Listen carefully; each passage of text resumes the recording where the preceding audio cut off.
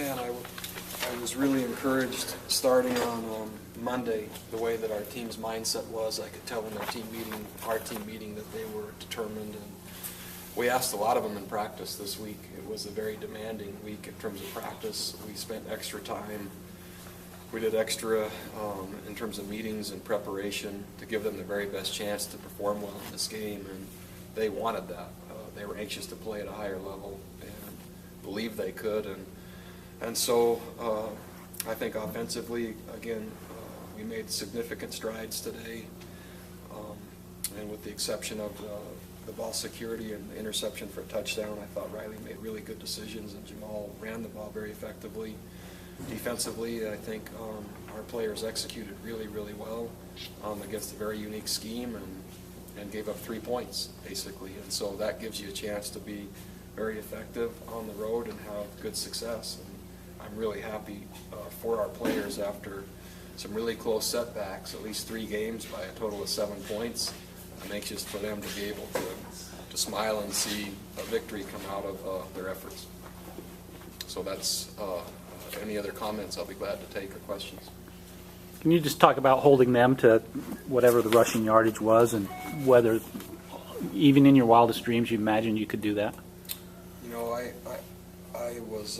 we worked overtime because of the 300 plus yards and 500 total and 37 points, and Georgia Tech has and had our respect in terms of how well they move the ball, and our players give them credit for the extra time and energy they spent to really be assignment sound, and our assistant coaches, and they just really, really performed well. And I'm not sure I've ever been more proud of a defensive group than what I am today. As far as this is kind of what you were hoping for, as far as on the road, being able to come in and put all 3 facets together. I couldn't have scripted it any better, and I'm anxious now to ride this team down the stretch and see how good we can get. This was, even though I think we've been improving, I'm not sure others have acknowledged that, but I think we've been improving.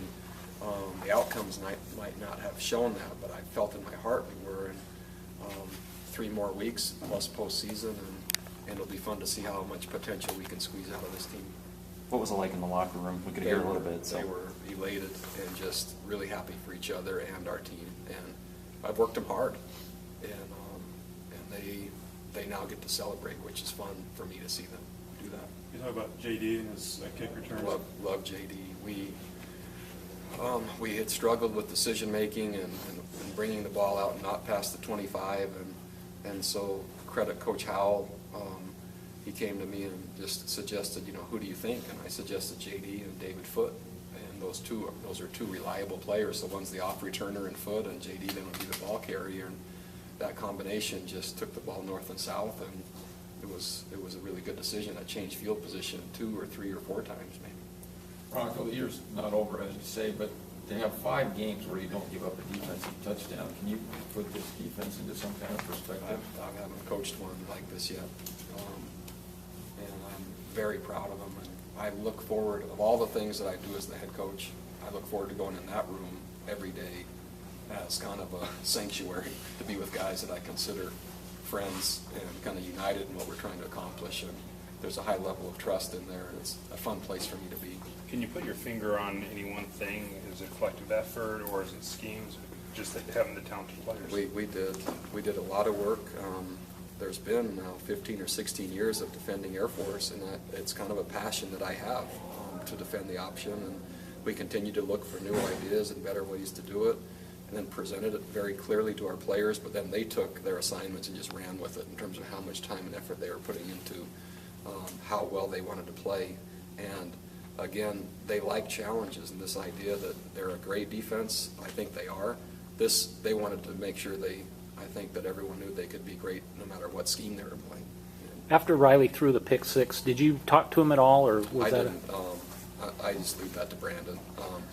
My threshold for those decisions isn't as high as what it was earlier, and so he was going to have to come back strongly, and he did. You can talk about Jamal's day and his yard. I'm really glad he's on our team, and he's continuing to grow and develop, and he just runs not only with speed but power, and I like the way he's falling forward, and I'm just fortunate to be his coach. You guys were up by a couple touchdowns and had that 3rd and 6 where you went to the shovel pass, turned into the 39-yard touchdown. How big was that? Unreal. It was a fantastic play call by Coach Doman. I mean, you couldn't have called risky, but you couldn't have called a better play. And I was happy for Coach Doman on that, because it's hard to call the right play at the right time versus the right defense, and that's just what he did. Special teams was kind of a mixed bag because you gave up the kickoff return, but you blocked a punt. Can you just talk about your I think mixed, but more mixed positive than negative. The kickoff return certainly was a disappointment, but the number of field position changes with kick returns on our part and the block punt, I think probably outweighed it. I don't know percentage-wise or ratio-wise, but I would say it was still strongly in our favor, would be just my gut feeling during the game. You chose to get the ball first and then put the offense on the field, and worked out pretty much as scripted right then. What went into that decision? Just Georgia Tech has gone through defensive changes, and we have been gaining momentum offensively, and just felt like it was the right time to not only show the offense they had confidence in them, but it seemed strategically like the right thing to do. Okay. Do you Just work on- by week with, having played as well? Yeah, our guys are holding on by, we could hardly practice in terms of physically going out against each other. We worked really hard, but there's no players left. And so we need to get a few guys back, and I don't think it'll dampen the momentum. I think it'll add to it. That's the way I'll present it and try to structure it in that manner. On Kyle's block punt, was that something that you saw they were susceptible to, or was it just a good Coach play? Howell has Ziggy and Kyle in all the critical spots, and those two guys just seem to make football plays, and so he went around the blocker, blocked it with one hand, and changed the game, but that's who he is. He's a good player. Can you talk a little bit more about Ziggy and what his performance today? We don't need to send any pressure because Ziggy gets pressure, so anytime they were throwing the football, we just aligned him to the field and gave him a free rush, and the quarterbacks were doing backward somersaults after they threw it or before, and it's just an amazing story, and I hope that one's not lost on what's going on this season, because he has a bright future. Any injuries come out of the game that you know of? Unbelievably, no. Nothing to report, nothing significant. Normally this is one that you just count on being bloodied and battered and bruised, and we're good. Depth on both lines was a concern coming into the game just because of the limited, you kind of touched on this, but how pleased were you with the way your guys on both lines were able to perform? It's unreal. And we need a couple more back, so hopefully during the bye week that'll happen. It's going to be hard to finish the season just with the numbers we have. Thanks, guys. Thanks, Brian.